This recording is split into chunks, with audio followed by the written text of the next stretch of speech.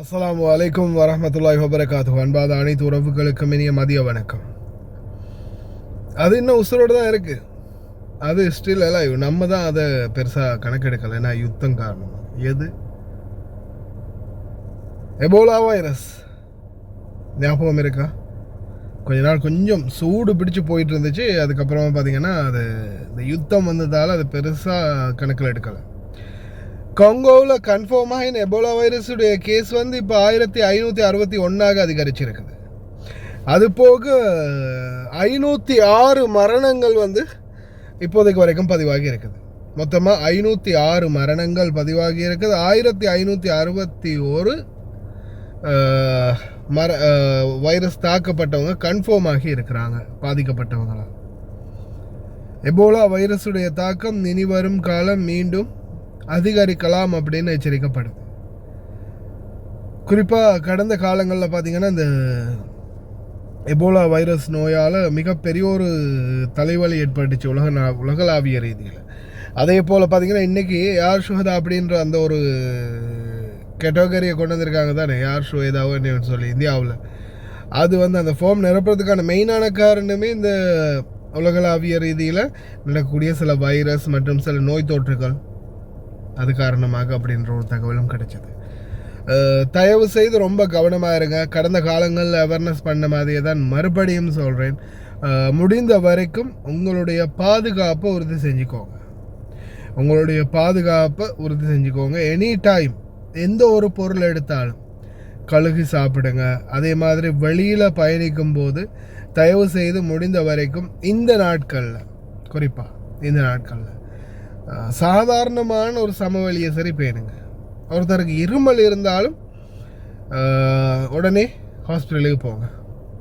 ஏன்னா நிறைய பேர் வந்து இன்றைக்கி நம்ம இந்த நாடுகளில் வெளிநாடுகளில் பழக்கப்பட்டோன்னு என்ன ஏதாவது ஒன்றுனா உடனே பெனடால் 2 போடுங்க சரியாகிடும். இப்போ வீடுகள்லேயே அப்படி தானே.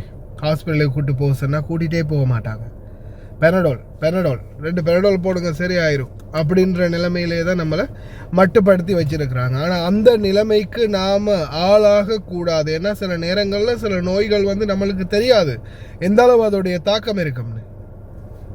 சிலர் வயிற்று வலினா உடனே கொத்தமல்லி அவிச்சு குடிக்கிறது, அல்லது வேறு ஏதாவது பண்ணுறது, இல்லை கிராம்பு சாப்பிட்றது, ஏலக்காவை சாப்பிட்றது, ஏதாவது ஒன்று பண்ணுவீங்க, சீனியை தண்ணியில் கரைச்சி குடிக்கிறது. ஆனால் அது சாதாரண வயிற்று வலியா இல்லை கிட்னி சம்மந்தப்பட்ட பிரச்சனையா அப்படின்றது யாருக்கு தெரியும்? நெஞ்சு வலினாலும் அப்படி தான். அதுக்கு சாதாரண கேஸ்ட்ரிக்கா இல்லை அது வேறு ஏதாவது மாரடைப்பு சம்மந்தப்பட்ட ஒன்றான்றது யாருக்கு தெரியும்? அதனால் தயவு செய்து முடிந்த வரைக்கும் உங்களுடைய பாதுகாப்பு உறுதி செஞ்சுக்கோங்க. ஏன்னா இந்த நாடுகளில் நம்மளுக்கு நம்ம தான் பாதுகாப்பு, வேறு யாரும் வரமாட்டாங்க நம்மளை பாதுகாக்க. நம்ம தான் நம்மளுக்கான பாதுகாப்பு. அதனால் முடிந்த வரைக்கும் உங்களுடைய உடம்பை பத்திரமாக பார்த்துக்கோங்க, கவனமாக இருங்க. அஸ்ஸலாமு அலைக்கும் வரஹ்மத்துல்லாஹி வபரகாத்துஹு. அன்பாத அனைத்து உறவுகளுக்கும் இனிய வணக்கம். உதிரம் கொடுப்போம், உயிரை காப்போம். குவைத்தில் எதிர்வரும் 17ஆம் திகதி வெள்ளிக்கிழமை குவைத்துடைய ஜாபரியா இரத்த வங்கி ரட்டவீர் வெக்கமுத்துவ குவைட் ஏற்பாடு செய்துள்ள இரத்த தான முகாம் மதியம் 2 மணி முதல் இரவு 7 மணி வரைக்கும் இந்த இரத்த தான முகாம் இருக்குது. ஒரு துளி உதிரத்தால் ஒரு உயிரை காப்பாற்ற முடியும். உங்களுடைய விடுமுறை அந்த வெள்ளிக்கிழமையை நீங்கள் விடுமுறையாக வெளியில் போகிறீங்களா இருந்தால் உங்களுடைய அந்த நாளை இந்த ஒரு இரத்த தானத்துக்காக ஒரு சிறு நேரம் பயன்படுத்திக்கோங்க. நிச்சயமாக இறைவனுடைய அருளும் ஆசீர்வாதமும் கிடைக்கட்டும். அதே போல் உங்களுக்கான ஒரு சான்றிதழும் கிடைக்கும். நிச்சயமாக கலந்து கொள்ளுங்கள். 17ஆம் திகதி வெள்ளிக்கிழமை மதியம் 2 மணி முதல் 7 மணி வரைக்கும் குவைட் இரத்த தான முகாம் ஜாபரியா. அனைத்து சலுகைகளுடனும் நீங்களும் குவைத், துபாய், அபுதாபி போன்ற நாடுகளுக்கு வெளிநாடு செல்ல வேண்டுமா? உங்களுக்கான விடுமுறை மற்றும் போனஸ் அனைத்து சலுகைகளுடனும் விதேசி வெளிநாட்டு வேலை வாய்ப்பு மையம்.